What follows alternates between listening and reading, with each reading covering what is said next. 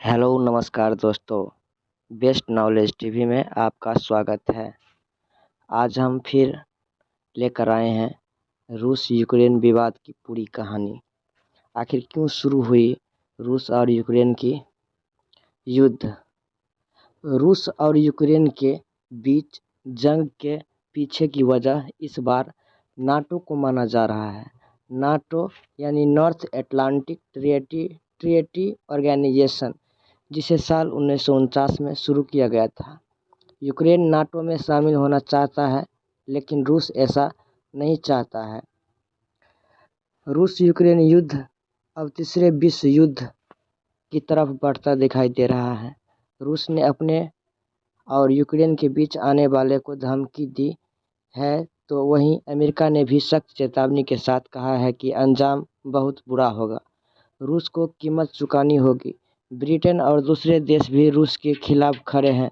रूस और यूक्रेन के बीच जंग के पीछे की वजह इस बार नाटो को माना जा रहा है।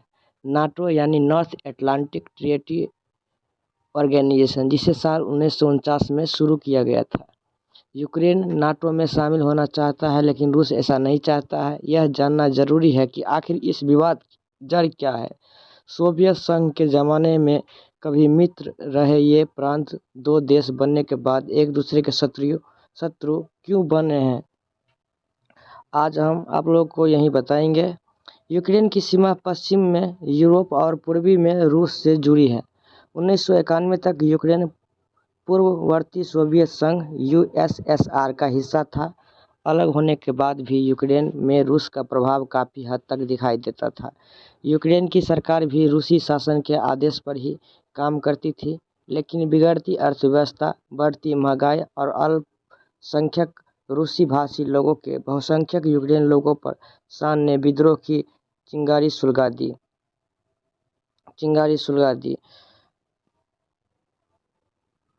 सन 1991 में यूक्रेन ने रूस से आज़ादी का ऐलान किया।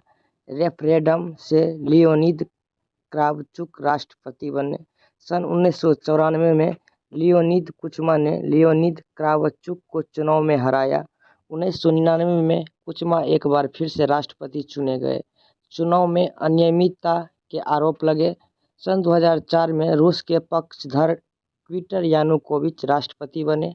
चुनाव में धांधली का आरोप लगा, प्रदर्शन हुए और लाखों लोग इसमें घायल भी हुए। यूक्रेन में ऑरेंज रिवॉल्यूशन के नाम से जाना जाता है। पश्चिम के पक्षधर विक्टर युशचेनको राष्ट्रपति चुना गया। सन 2005 में युशचेनको ने रूस को दबदबा काम करने का संकल्प लिया। यूक्रेन को नाटो और ईयू में शामिल करने की बात कही। 2008 में नाटो का यूक्रेन से वादा, आप हमारे गठबंधन का हिस्सा होंगे। सन 2010 में यानुकोविच ने राष्ट्रपति चुनाव में यूलिया टिमोशेंको को हराया। सन 2013 में यानुकोविच ने यूएस के साथ ट्रेड वार्ता को सस्पेंड किया, रूस के साथ ट्रेड समझौता किया। कीव में बड़ा प्रदर्शन शुरू हुआ।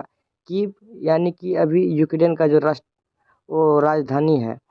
साल 2014 में 14,000 से ज़्यादा प्रदर्शनकारियों की मौत हुई। यूक्रेन में संसद ने यानुकोविच को हटाने के लिए वोट किया। यानुकोविच यूक्रेन छोड़ रूस भाग गए, क्योंकि वो वोट में हार गए थे। लड़ाकों ने यूक्रेन की क्रीमिया में संसद पर रूसी झंडा फहराया। 16 मार्च को रूस ने इसे रेफरेंडम से रूसी में शामिल किया। साल 2017 में यूक्रेन और ईयू के बीच भी फ्री मार्केट ट्रेड की डील हुई और 2019 में यूक्रेन को ऑर्थोडॉक्स चर्च को आधिकारिक मान्यता मिली। आधिकारिक मान्यता मिलने पर रूस इससे नाराज हुआ। जून 2020 में आईएमएफ ने $5 बिलियन की वित्तीय सहायता यूक्रेन को दी। जनवरी 2021 में यूक्रेन ने अमेरिका से नाटो में शामिल होने की अपील की और अक्टूबर 2021 में यूक्रेन ने बायराक्तार TB2 ड्रोन का इस्तेमाल किया। ड्रोन के इस्तेमाल से रूस नाराज हुआ। नवंबर 2021 रूस ने यूक्रेन की सीमा पर सेना की तैनाती बढ़ाई। 7 दिसंबर 2021 रूसी सेना की संख्या बढ़ाने पर बाइडेन की रूस को चेतावनी दी। रूस ने यूक्रेन पर हमला किया तो आर्थिक पाबंदियां लगेगी, यूएस ने कहा था।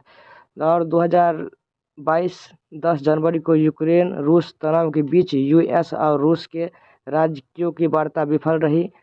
14 जनवरी 2022 में यूक्रेन पर साइबर हमले की चेतावनी दी गई। 17 जनवरी 2022 में रूस की सेना बेलारूस पहुंचनी शुरू हुई और 24 जनवरी 2022 को नाटो ने सेना को स्टैंड बाई पर रखा। कैसा लगा आप लोगों की वीडियो? अगर अच्छा लगा होगा तो ज़रूर लाइक कीजिएगा। धन्यवाद।